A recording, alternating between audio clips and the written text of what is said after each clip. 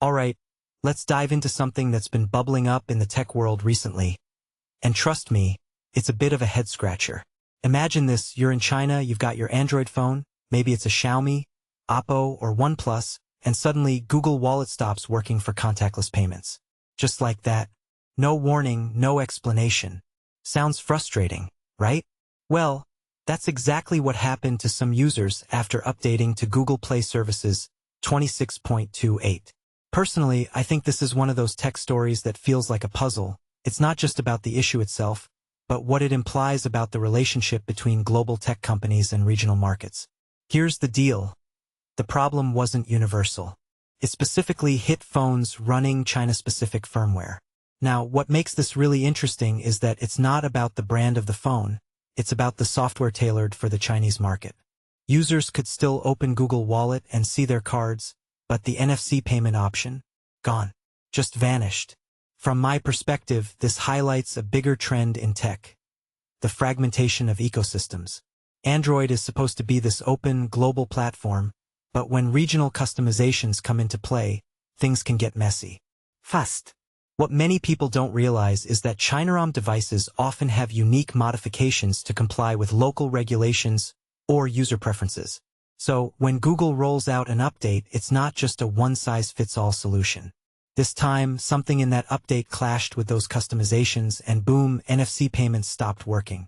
One thing that immediately stands out is how quickly users figured out a workaround. Rolling back to an older version of Google Play Services. That's the beauty and frustration of tech communities. They're resourceful, but they shouldn't have to be. Now, here's where it gets even more intriguing. There were rumors circulating that Google had permanently banned Chinese firmware phones from using NFC payments. But here's the kicker. Google never confirmed this. Not a peep. And then, just as mysteriously as the issue appeared, it started resolving itself.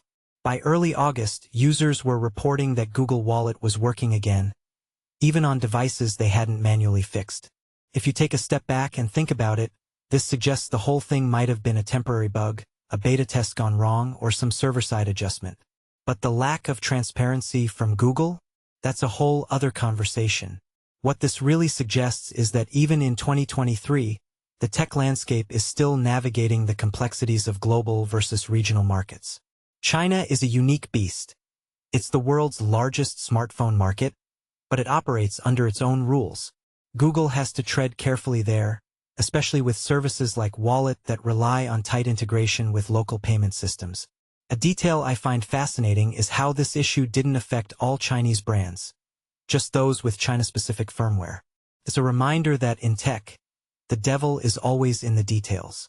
So what's the bigger picture here? In my opinion, this is a wake-up call for both users and companies. For users, it's a reminder that even in a connected world, your experience can be drastically different based on where you are. For companies, it's a lesson in the importance of testing and communication. Google could have avoided a lot of confusion with a simple statement. Instead, we're left piecing together what happened. This raises a deeper question. As tech becomes more localized, how do we ensure that users aren't left in the dark? Personally, I think we're going to see more of these regional hiccups as companies try to balance global standards with local needs. And honestly, it's going to be fascinating to watch.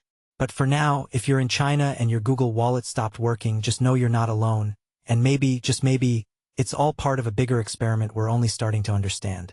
So what do you think? Is this just a minor glitch, or a sign of bigger challenges ahead for global tech companies? Let me know in the comments. I'm curious to hear your take.